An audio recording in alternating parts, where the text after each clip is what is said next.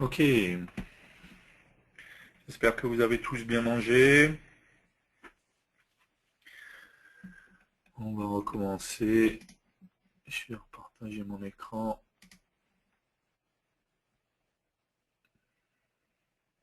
Ok,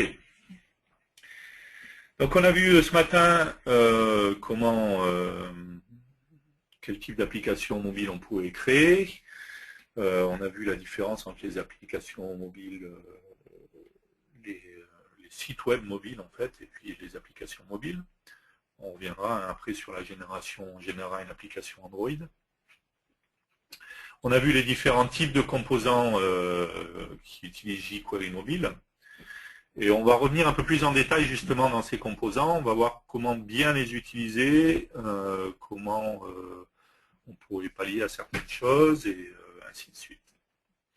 Donc on va faire une application mobile serveur. On va se mettre voilà, sur un iPhone par exemple. On va aller enregistrer tout ça.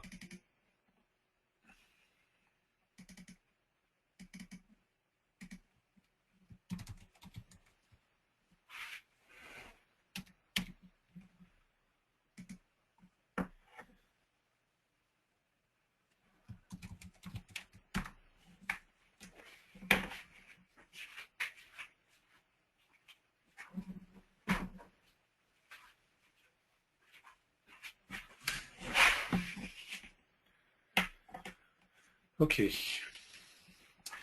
Donc on remarque déjà une première chose. On en a parlé juste avant d'arrêter avant un repas. C'est que si par exemple je m'amuse à faire ça,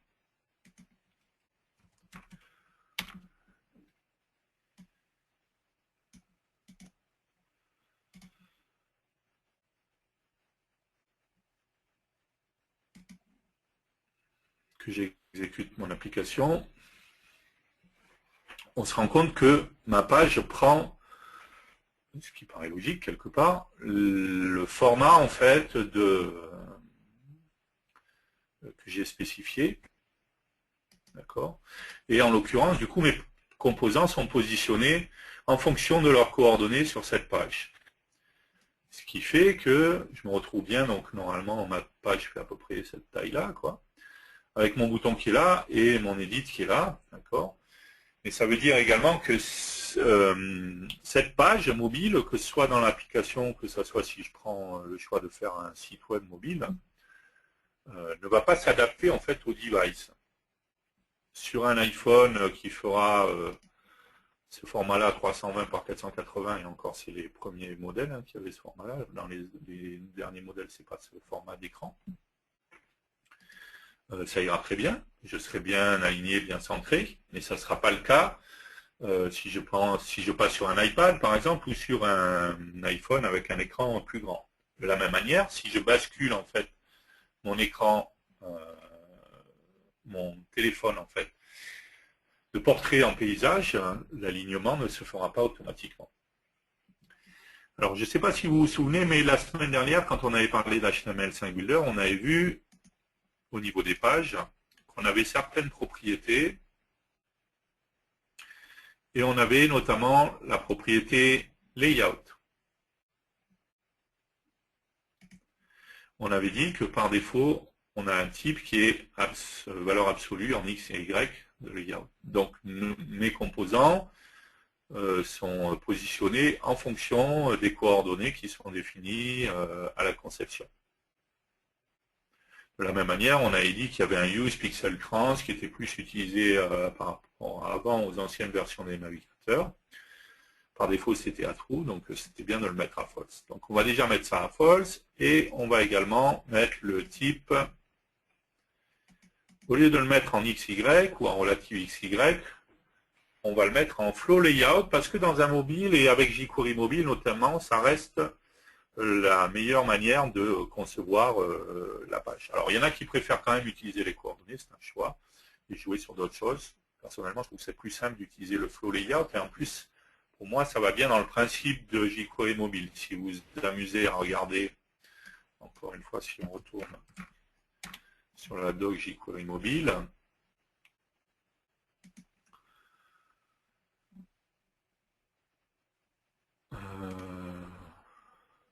Voilà, on voit bien, en fait, les contrôles sont générés les uns en dessous des autres, en fait.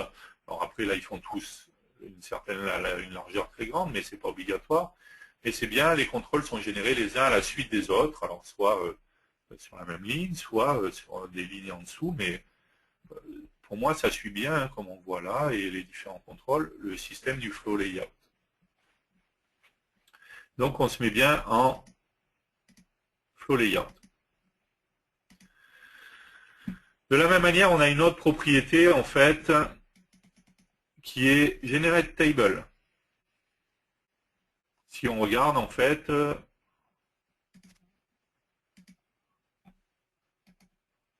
alors déjà, on voit que ça a changé au niveau de l'aspect. On voit bien qu'on a des tables voilà, qui sont générées, qui en l'occurrence, pour moi, quand on utilise encore une fois la partie mobile en flow layout, n'a aucun intérêt. Donc pour moi, le generate table, en plus, dans certains cas, ça peut poser des problèmes de présentation. Donc on le met à false. Donc important, le generate table à false, le layout, le type, on le met en flow layout, et le use pixel trans qu'on met à false. Alors déjà, on l'a vu là, juste à l'instant, ça a changé quand même l'aspect, puisqu'on retrouve bien du coup mon bouton juste derrière mon edit, et si je rajoute d'autres composants, quels que soient les espaces que j'ai définis entre, hein, encore une fois, alors ça va être ça la contrainte du coup, mais encore une fois, pour moi ça me semble logique dans un écran fait qui utilise jQuery mobile. On va pouvoir utiliser des espacements après en utilisant des conteneurs ou ce genre de choses, et ça me semble normal et logique d'utiliser ça en fait. Si je rajoute d'autres boutons, ou aller une même liste, par exemple, on a dit qu'on pouvait avoir ce genre de liste.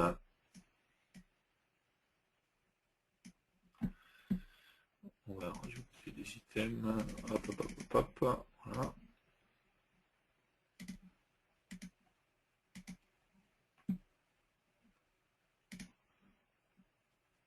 D'accord, j'ai bien mes contrôles qui sont les uns en dessous des autres. Et ça me paraît logique pour encore une fois, pour construire ma page mobile. Et c'est comme ça qu'elle est construite normalement quand on utilise jQuery mobile. Par contre, du coup, on se rend compte que déjà, on n'a pas d'espacement entre les composants. Et ensuite, par exemple, ils ne sont pas centrés. Le bouton là, il est pas centré. L'edit, on voudrait peut-être qu'il fasse toute la largeur. Et comme je l'ai dit tout à l'heure, pour l'instant, la largeur de mes composants, ça reste la largeur que j'ai définie sur mon écran. Si je passe sur un device qui est plus grand, un iPad par exemple, ben forcément mes composants, ils n'auront pas la largeur totale de l'iPad, donc ça n'ira pas. D'accord. Donc on va voir un petit peu comment on pourrait résoudre tout ça.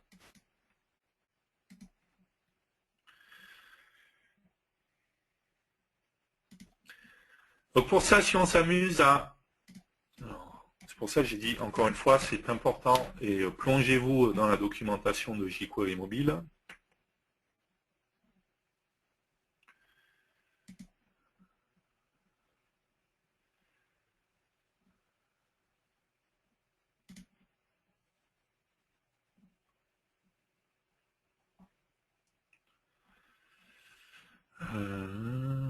Ok, checkbox, radio button.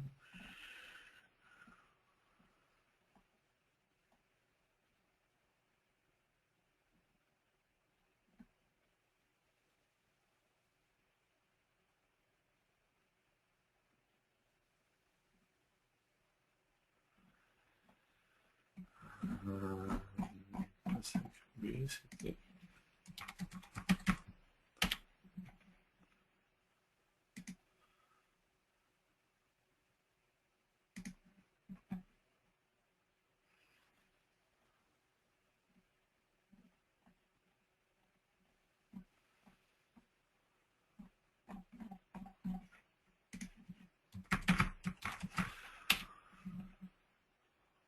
La recherche pas l'air de bien marcher.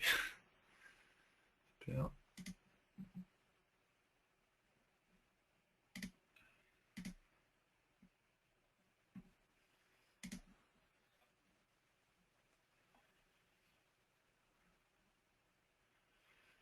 Ok.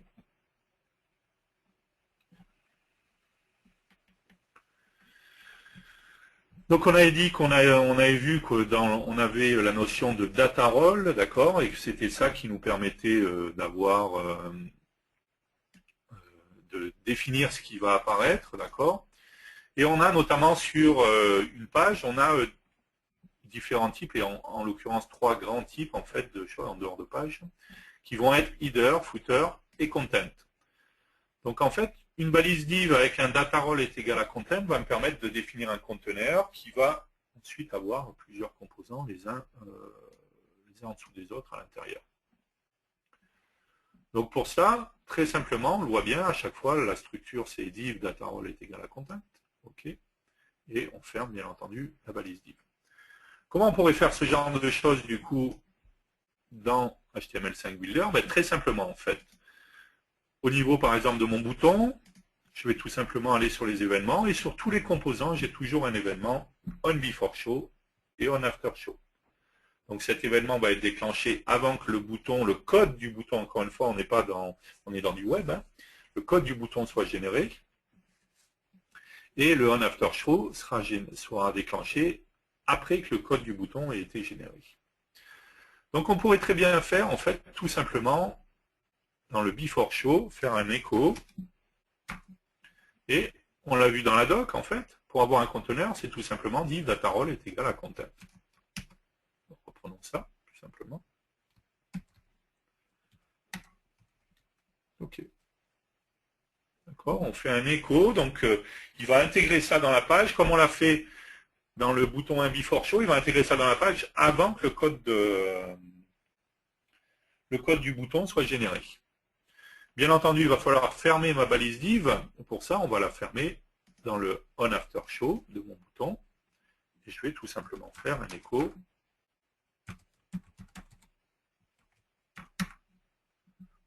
OK, tout simplement pour fermer ma balise div. Si je réexécute, alors en l'occurrence sur les boutons, on verra après que le bouton, en fait, c'est peut-être pas toujours le meilleur choix selon ce qu'on veut faire, et que c'est peut-être mieux d'utiliser un mlink, même si on ne veut pas forcément avoir de link, parce que je trouve qu'il n'est pas parfait dans la manière dont il est utilisé dans le HTML5 Builder. Mais on trouve bien du coup qu'on a un conteneur autour de notre bouton, d'accord. On aurait très bien pu fermer notre balise div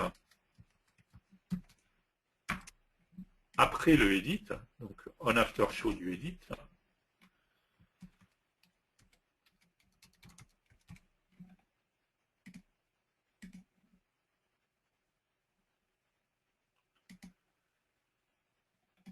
Ouais, il n'a pas bien imprimé, mais c'est pas grave. Et on voit bien donc si je regarde ici dans le code, j'ai donc hop, mon div data role est égal à content, qui est bien juste avant mon bouton 1, d'accord, et la fermeture de ma balise div qui est bien ici, juste après. Non, pourquoi il y en a eu? Pardon. C'est pas ça que je voulais faire.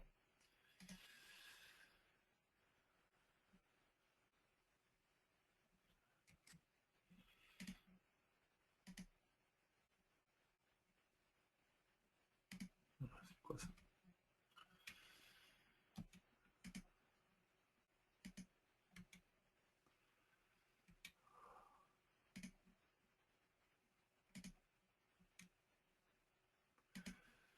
Donc ici, dans le on after show, j'ai plus rien, ok.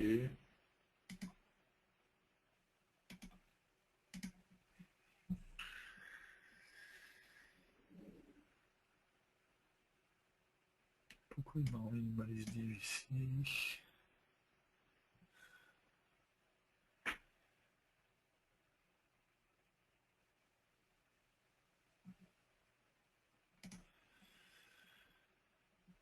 Là.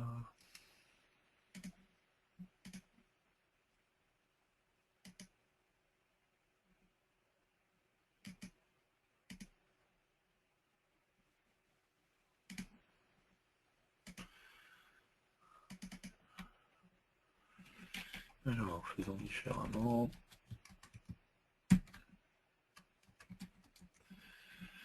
Ok, hop, voilà, qu'est-ce qui se passe là?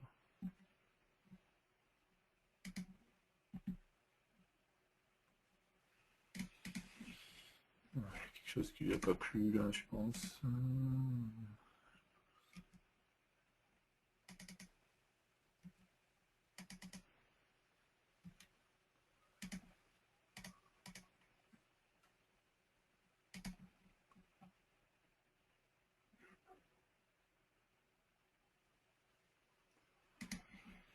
Un bouton, un before show.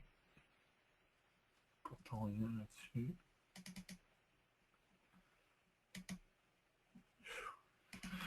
Bon, c'est pour ça qu'il y a quelque chose qui lui allait pas. On va fermer, je sais pas ce qui lui a pas plu. Et on va créer une nouvelle application. J'ai pas compris ce qui lui a pas plu, là, mais bon. Ok.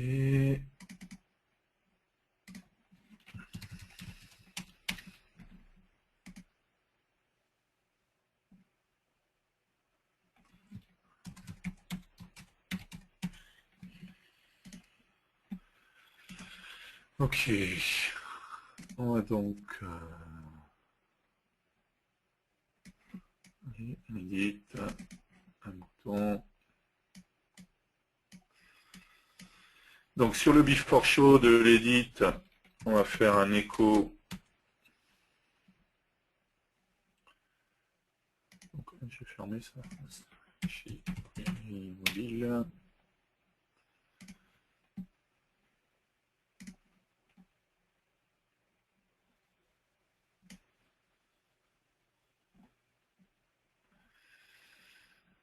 Et donc on l'a dit, c'était le div data role est égal à content.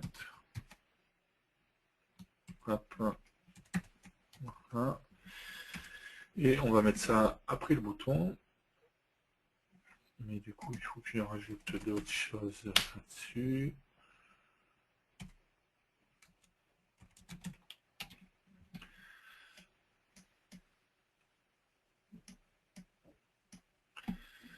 Ok, après le bouton, en after show, on va faire un écho.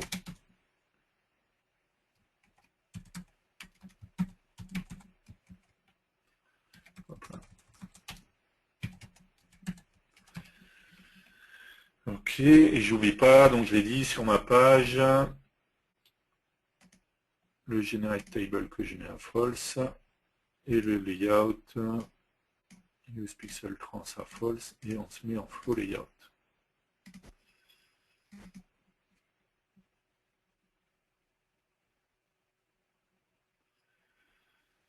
C'est bizarre, on le prend.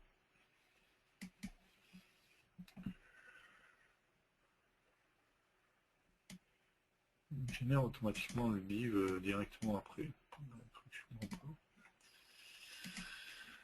Bon, très souvent, de toute manière, quand on en a plusieurs, on va utiliser un panel et c'est sur le panel qu'on va faire le comment ça s'appelle, le écho qui correspond. Par contre, on le voit bien, si je vais m'amuser à le faire sur le bouton et sur l'edit.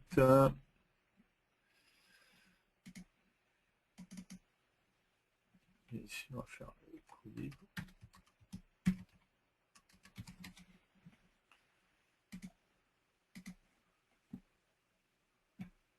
On a bien, donc, que ce soit sur l'edit ou sur le bouton, mais on a vu encore une fois que sur le bouton, du coup, ça modifie un petit peu et surtout le libellé n'est pas génial, quoi.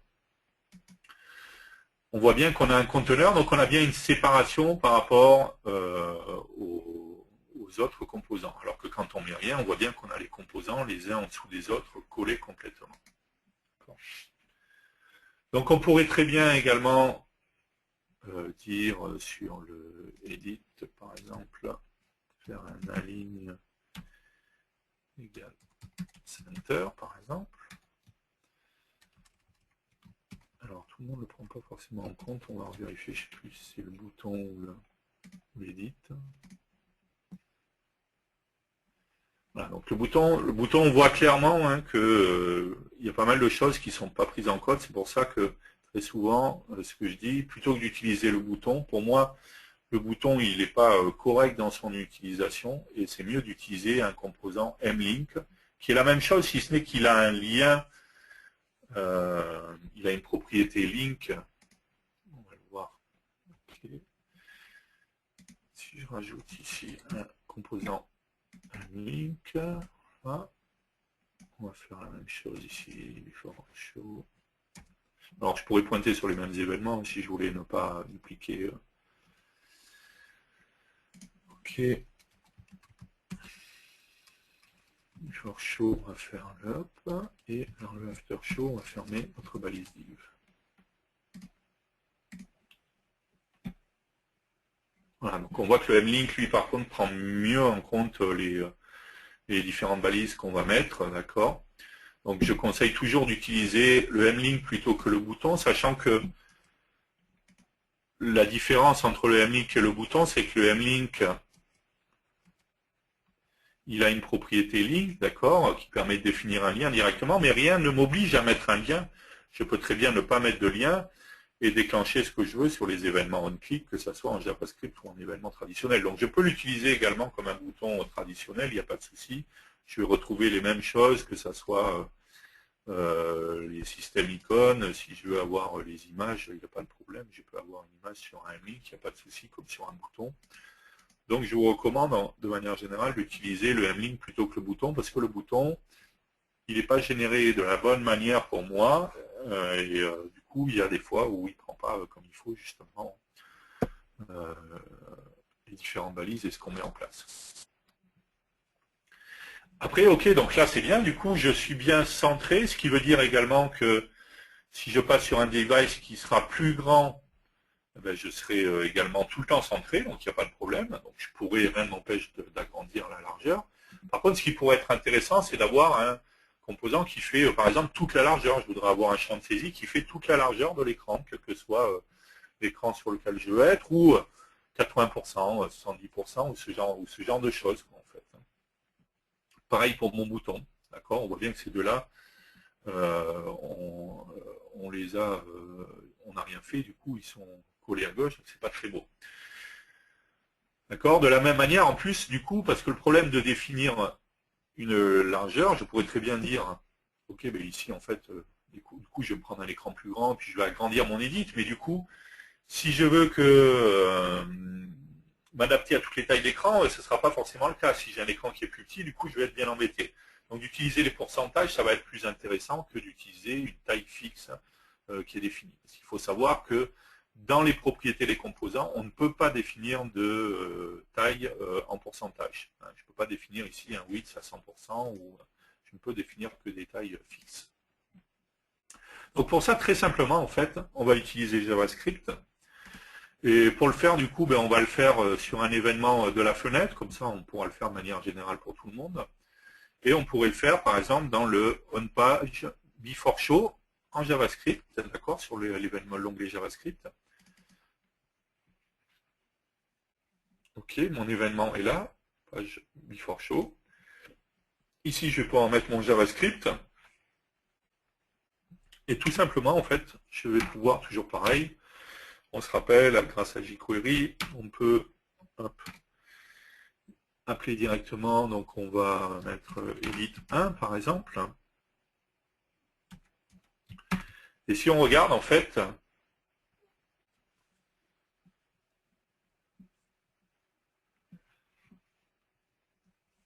je vais trouver toute une série de propriétés. Et parmi les propriétés que je vais trouver, je vais avoir la fonction width qui va me permettre tout simplement de jouer sur la largeur de mon écran. Pas de mon écran, de mon composant, pardon. Et là, par contre, je pourrais très bien lui dire, allez, on ne va pas lui mettre 100%, on va lui mettre 80% par exemple. Je pourrais faire la même chose pour mon mlink, par exemple, qui s'appelle mlink 1, je pense. Hein. Voilà. Mlink 1. OK.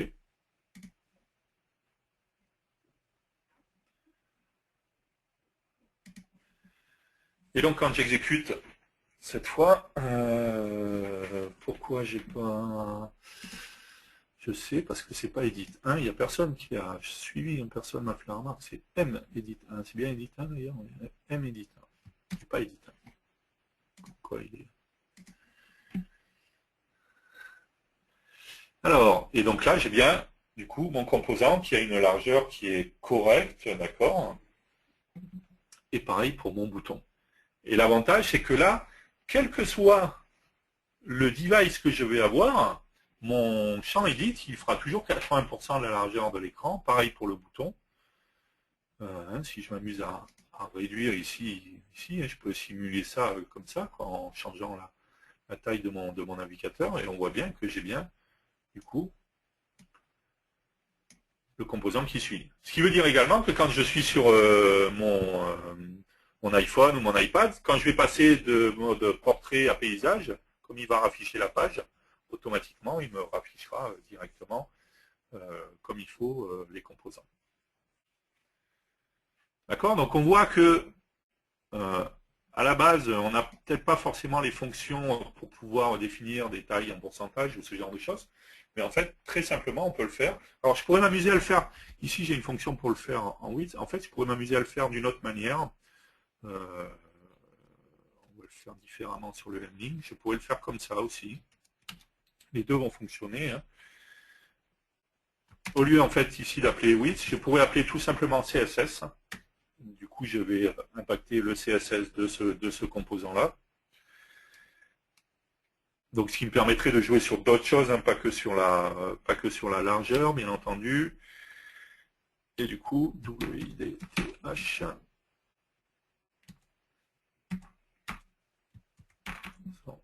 100%, 60%, on va mettre. Hop, ça.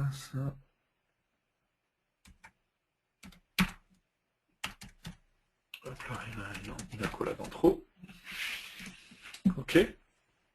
Donc, tout simplement, dans le fichier CSS, je vais rajouter la width 60%. Encore une fois, ça me permettrait de rajouter d'autres choses hein, dans le CSS. D'accord? Là, je vais jouer directement sur la propriété width du composant. À partir du moment où je fais appel à CSS, du coup, je peux jouer sur beaucoup plus de choses. Quoi. Et j'ai bien, donc, mon composant qui fait 60%. D'accord? Donc, je vais pouvoir, de cette manière-là,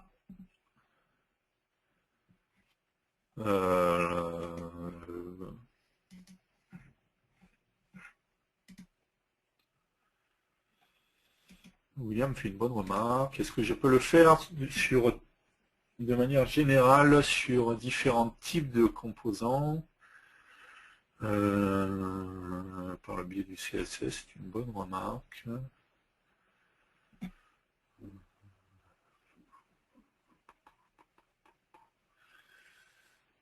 Comme c'est tous des divs différents, je pense pas qu'on puisse le faire.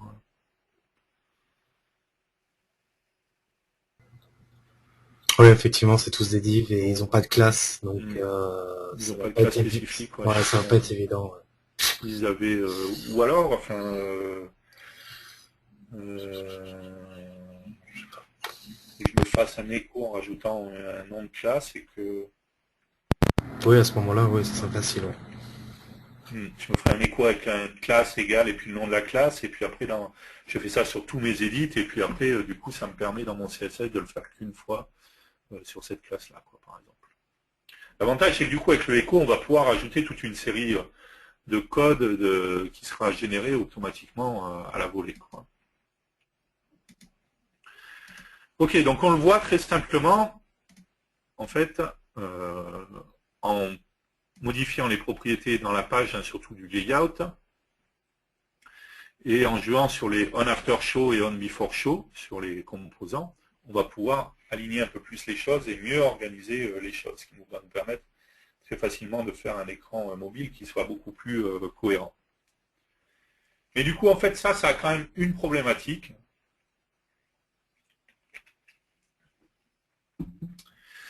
Et on va rapidement voir où est cette problématique. Imaginons ici que je décide de prendre un composant edit. Sauf que ce composant edit, je ne veux pas qu'il soit en bas. Je ne veux pas que ce soit le dernier. Je veux qu'il vienne là. D'accord? Donc logiquement, je dois avoir deux edits, bouton, edit et link. Sauf que ça ne va pas être le cas. on voit bien ici que j'ai mon edit, les boutons, mon link, et mon edit se trouve tout à la fin. Pourquoi? Parce que tout simplement, je suis dans un flow layout, et il va prendre les composants dans l'ordre dans lequel ils ont été créés. Et malheureusement, je n'ai pas de possibilité, on connaissait ça en Delphi, de pouvoir modifier l'ordre de création des composants facilement. Je n'ai pas ce genre de fonctionnalité dans le HTML5 Builder. Donc la solution, elle est, je suis d'accord, c'est un petit peu bancal, quoi, c'est pas terrible, mais malheureusement, j'ai pas d'autres solutions. Ça va être de jouer tout simplement sur, pas le DFM, hein, on a vu que c'était un fichier XML, donc je ferme pour pas que ça avoir de problème de fichiers qui sont mis à jour en même temps. Si je vais sur mon fichier, donc ici j'ai un fichier xml.php, d'accord. Je ne vais pas l'ouvrir avec le HTML5 Builder parce que ça va le perturber, sinon si je modifie ça en même temps. Dans ce fichier XML, en fait, je retrouve quoi? Je vais retrouver mes différents composants, à chaque fois avec object, le nom du composant, d'accord, et ma balise object qui se ferme. Et donc, je trouve bien mes composants dans l'ordre dans lequel je les ai créés, en fait, dans mon application. Et donc, on trouve bien le medit 3 qui est ici. Il me suffirait donc de prendre toute cette partie-là, faire un coupé,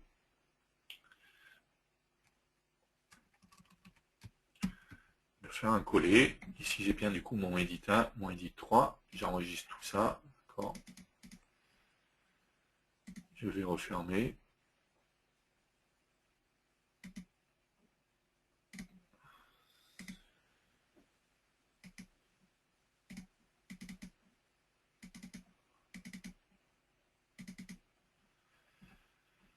Et donc cette fois, ça n'a rien changé au niveau de l'écran, hein, bien entendu, mais par contre, quand je vais exécuter, j'ai bien cette fois mon edit et mon deuxième edit qui est directement derrière.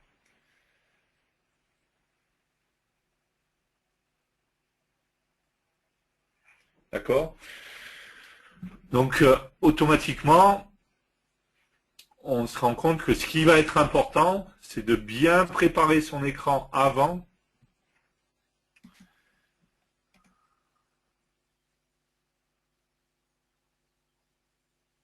C'est ma faute, Bien... je perturbe Thierry parce que je lui pose des questions en parallèle et du coup ça casse son rythme. Désolé. On me demandait ce que c'était basculer les enfants. William me demandait ce que Ouais, quand on c'était fait basculer tous, en les fait, enfants. j'ai l'impression qu'il fait une homothétie. Enfin, il les décale tous bizarrement. Enfin, je sais pas ce que c'est en fait.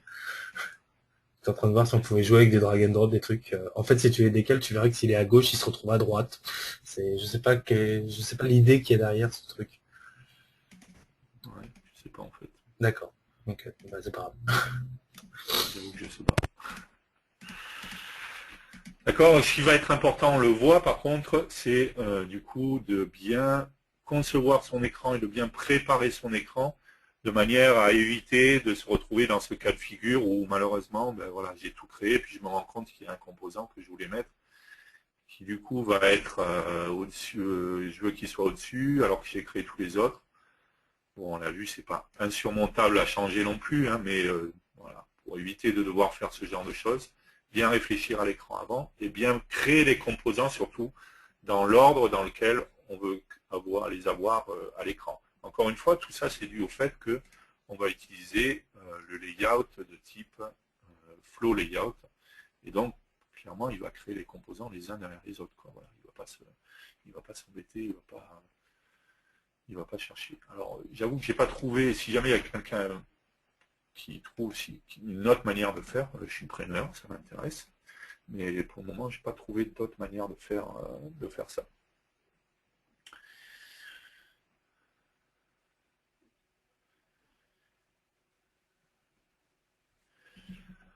Donc on est d'accord que si j'utilise pas le flow layout, hein, si je reviens sur ma page ici, comme ça sera généré en fonction des coordonnées des composants, même si je rajoute un bouton, un edit par exemple ici, d'accord, que je le mets tout en haut, je vais redescendre ça.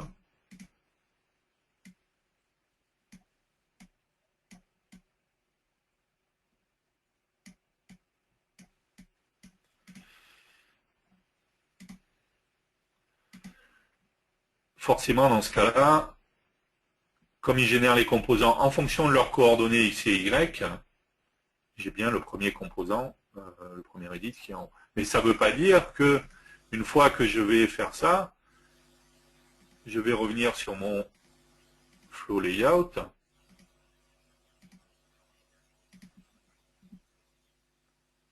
Mon composant se retrouve bien en bas, ça n'a pas changé, tout simplement parce que son ordre de création n'a pas changé. Il reste bien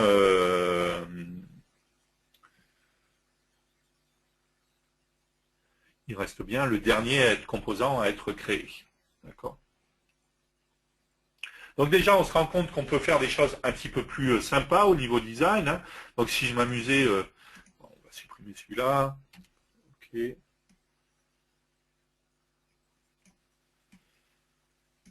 Ok. Ça, on va supprimer. Ça aussi.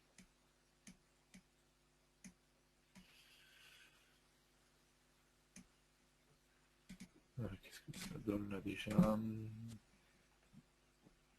Ok, donc celui-là, on s'en fiche, celui-là, on s'en fiche. Je pourrais rajouter un mlist, par exemple. D'accord, donc de la même manière, si j'exécute comme ça, alors il faut que le mlist, il faut lui rajouter des items, sinon forcément il n'y a rien. Hop, hop, hop, hop, hop.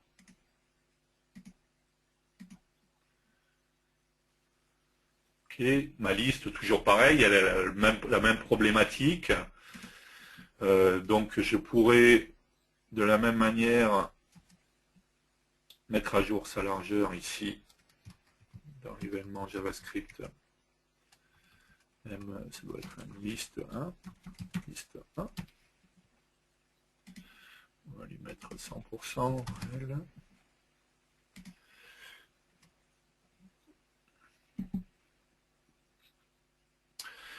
J'ai pas montré tout à l'heure, mais il y a une propriété également dans le mlist qui est isFiltered, qui me permet d'avoir ce genre de champ qui me permet de filtrer en fait ma liste, d'accord. Donc en fonction de ce que je vais taper, je tape 4, j'ai pas besoin de gérer le filtre, en fait il est géré automatiquement. Par contre il m'a pas pris ma largeur.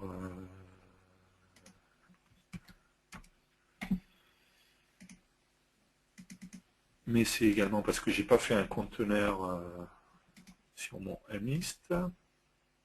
Donc pareil, before show et after show. Encore une fois, à chaque fois je mets la même chose, j'aurais très bien pu pointer vers le même événement. Mais bon, si j'avais des choses particulières que je voulais préciser sur chaque composant.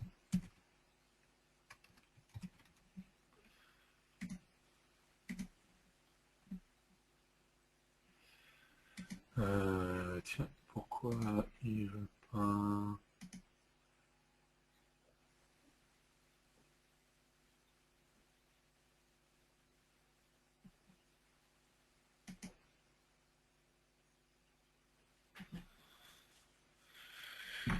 Donc.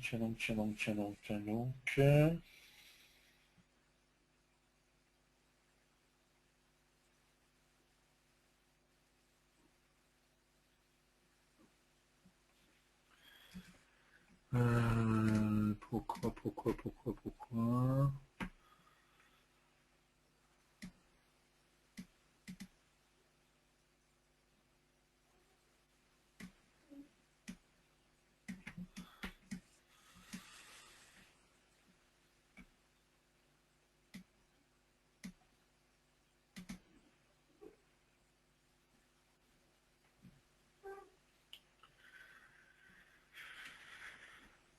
bizarre ça, pourquoi il ne le prend pas?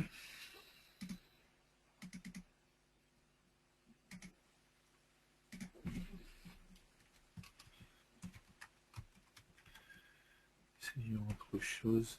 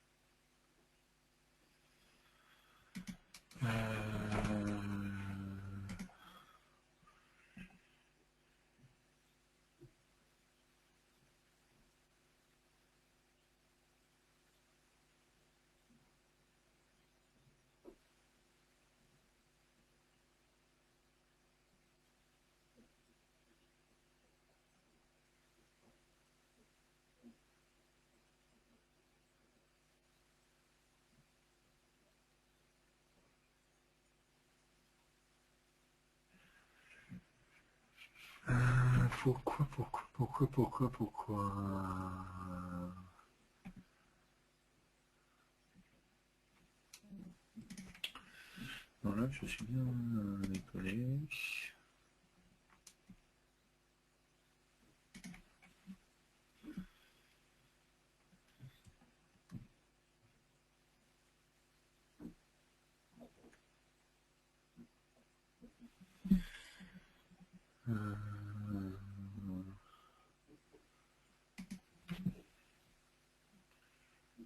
Non, mais déjà, ça c'est pas bon plus que...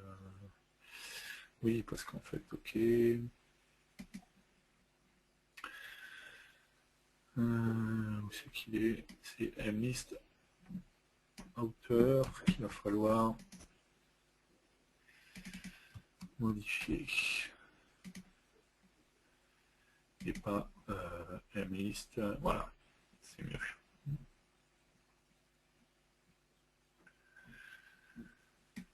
D'accord, pourquoi on n'est pas centré du coup par contre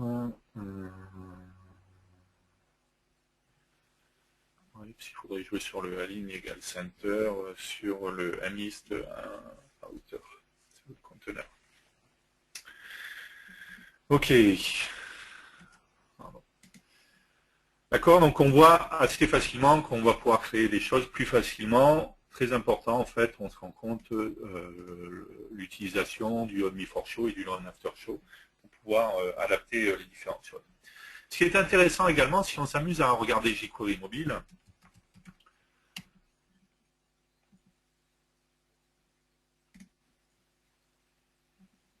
si on revient là-dedans, je ne sais pas si vous avez fait attention tout à l'heure, on l'a dit, quand on va dans page, on a trois types de conteneurs, hein. On a le content et on a également header et footer qui vont permettre d'avoir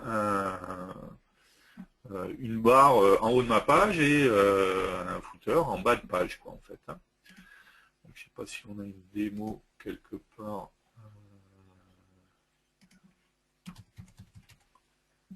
Voilà, header toolbar. Voilà, d'avoir ce genre de barre, d'accord. Et si on regarde, en fait, il y a toute une série de paramètres, parce que même dans les barres, je peux rajouter du coup du texte, je peux rajouter des boutons au niveau de ma barre, d'accord. J'ai pas mal d'options qui sont possibles. Encore une fois, c'est pour ça que je dis c'est important de plongez-vous dans la doc jQuery mobile, ça vous aidera. Quoi. Donc si on regarde le source, ici on voit bien qu'on a un div data role, cette fois est égal à header, et un h1 page title qui est le titre de mon header. Par contre, si je m'amuse, enfin, si je regarde en fait dans HTML5 Builder, dans les composants, j'ai pas de header et de footer. J'ai une toolbar, hein, j'ai un composant toolbar, mais qui est différent en fait, parce qu'une toolbar, elle n'est pas forcément en haut, en pied de page ou en bas de page, d'accord. Elle peut être n'importe où dans ma page. Mais pour ça, en fait, très simplement, je vais pouvoir le faire. Et pour le faire, je vais pouvoir, par exemple, utiliser un panel. D'accord, donc le panel, il est banal.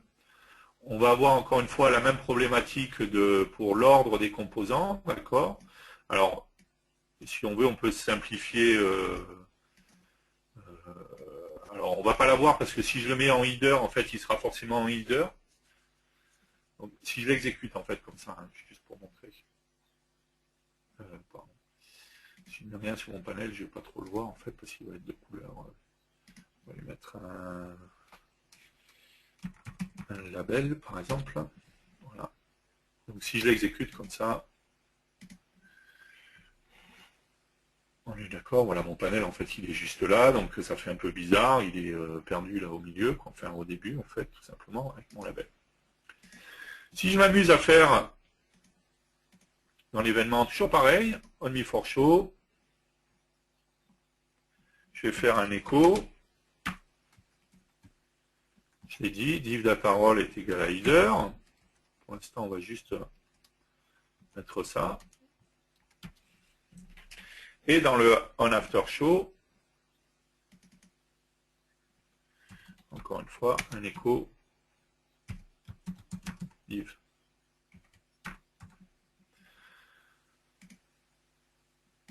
Si je réexécute mon application, voilà, on remarque que j'ai bien mon header, mais en l'occurrence, avec l'ordre de création, ça le perturbe. D'accord, j'ai bien mon label sur mon header. L'ordre de création le perturbe en fait.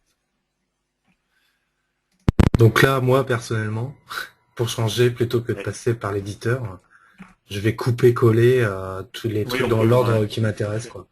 Parce que vu qu'ils sont Donc je détruits pourrais quand on très les bien coupe, faire en fait, on va prendre je tous veux les garder autres. le Voilà, on label, prend je tous vais les juste autres, sélectionner tous les autres, on coupe, on je vais faire colle, un coupé, ici je vais faire un coller, et maintenant, du coup, du il est dans le coup, bon ordre. dans l'ordre de création, mon panel devient bien le premier composant en fait. Et si je exécute mon application, j'ai bien mon header qui est là.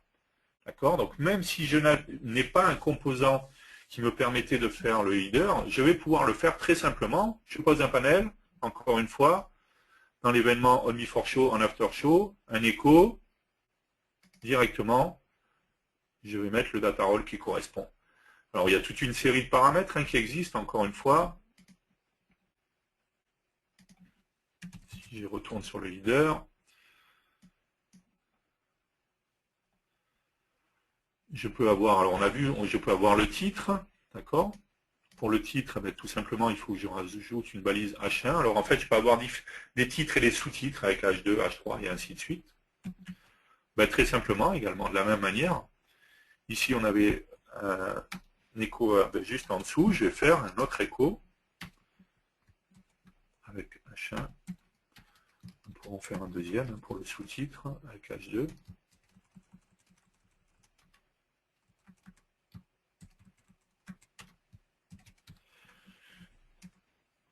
Du coup, je vais enlever mon label parce qu'il ne me sert pas forcément, en fait. On n'a pas forcément besoin. J'ai bien mon header avec mon premier titre, mon deuxième titre, ainsi de suite, d'accord? Je pourrais, si on regarde, ici avoir un bouton, d'accord? Un bouton cancel, un bouton save, enfin voilà, différents boutons. Ça se fait très simplement également. Il va falloir rajouter tout simplement voilà, ce genre de choses. Un lien href avec un data icon, le type de data icon et le libellé. Alors, si ce n'est que sur le header,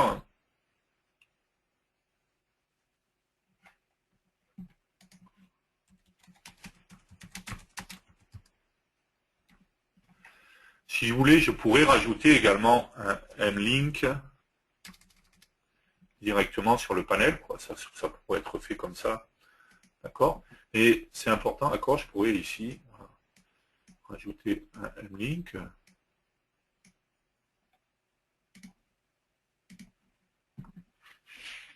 D'accord? Mais simplement, il va falloir du coup que je gère moi son alignement. Alors, quand c'est à gauche, ça va, c'est pas trop grave, quoi.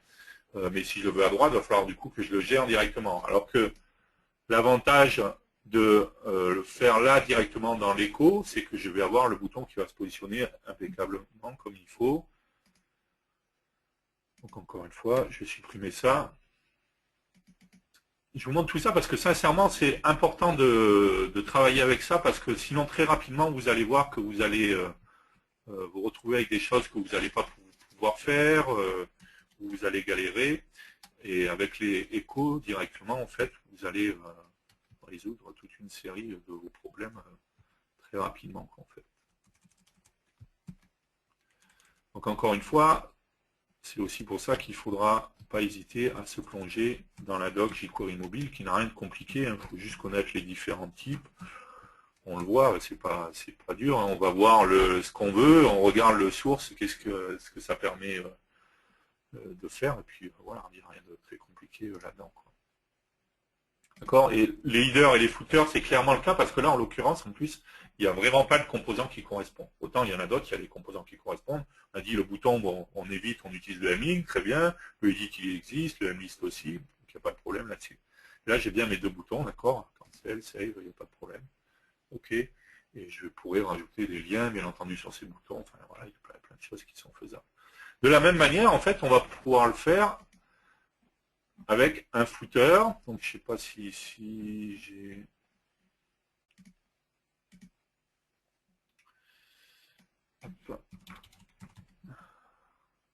footer, voilà. Donc de la même manière, je peux avoir un footer également en bas, voilà, tout simplement avec un div tarol footer. D'accord? Donc très simplement, je vais pouvoir ici, si je veux,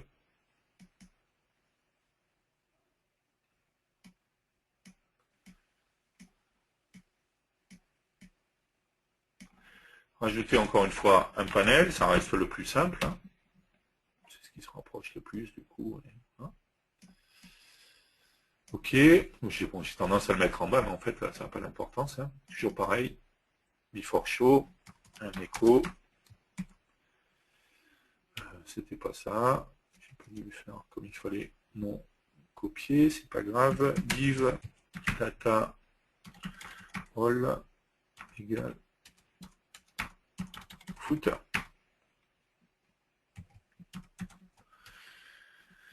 Et du coup, dans le after show, on ferme notre balise div, tout simplement.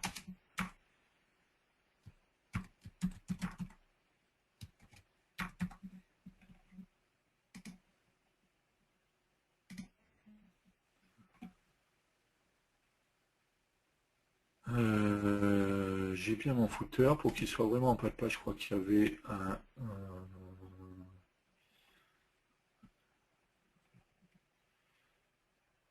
C'est pas lié à ta résolution? Que tu es en 800-600 ou je sais plus combien, 480 par le fait que tu sois dans un téléphone mobile et que tu aies forcé la taille de la page? c'est une bonne remarque. Du coup, on va le voir si on réduit celui-là.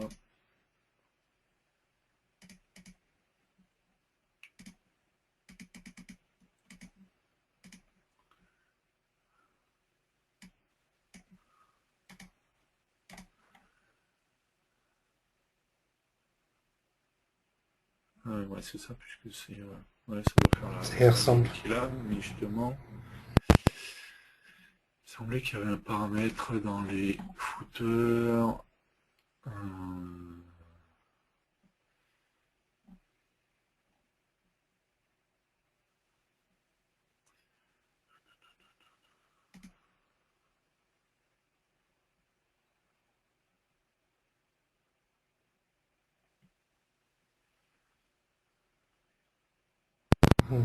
Data full screen, ouais, tu peux avec un. Ouais.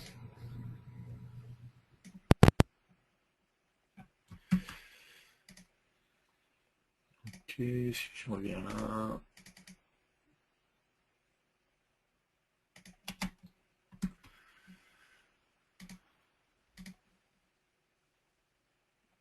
Non.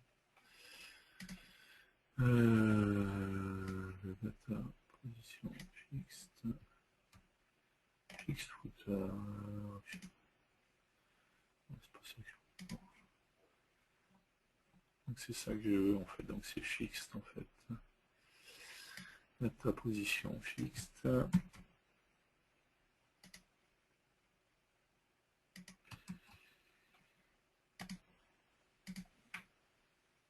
Voilà.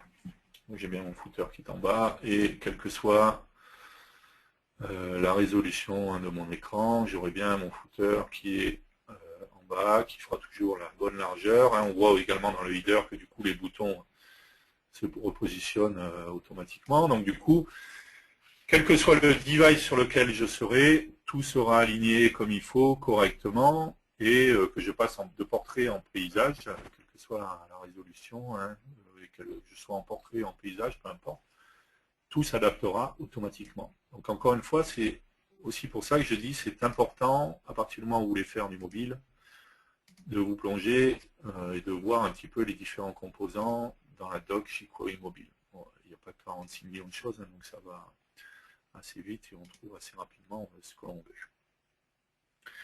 Ok, on va faire une petite pause, on continuera après, on verra d'autres choses, on verra comment on fait des liens entre les pages, on verra qu'on peut faire des animations entre les pages, on verra comment par exemple je peux récupérer ce qui a été cliqué, comment je pourrais remplir ma liste par le biais du code ou ce genre de choses. Quoi.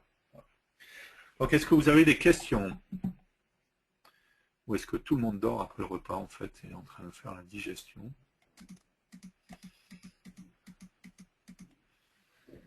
Ok.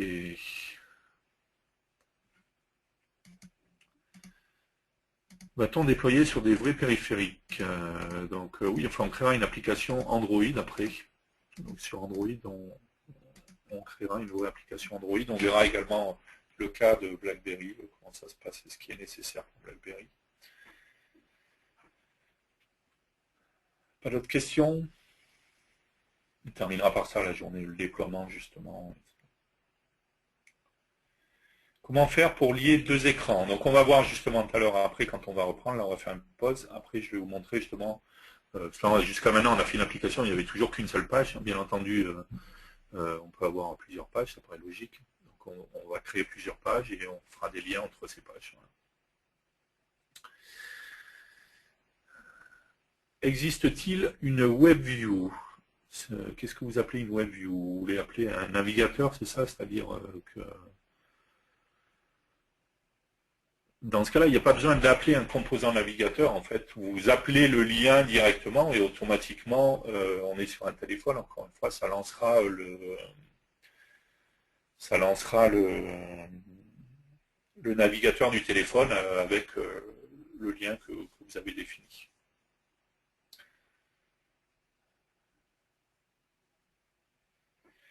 Dans le cas d'une génération d'une appli HTML, le code source est-il consultable par l'utilisateur? Non, non, pas du tout. Hein. On verra bien quand on le fera pour Android, justement, qu'on génère comment ça s'appelle, une vraie application Android, donc qui est packagée, ou alors il faudrait décompiler cette application pour avoir le code source. Quoi. Mais sinon, non, comme ça, il n'a pas accès au code source. Quoi. Va-t-on utiliser le GPS ou d'autres trucs système? Oui, on va voir également les différents composants mobile, hardware, pour voir un petit peu ce qu'ils permettent de faire et comment ils fonctionnent. En fait, il y a une très bonne démo là-dessus qui est livrée avec le HTML5 Builder qui les montre tous. Ok, on va faire une petite pause. Allez, un petit peu de café pour se réveiller, pour tout le monde. Et puis, on se retrouve dans quelques minutes. À tout de suite.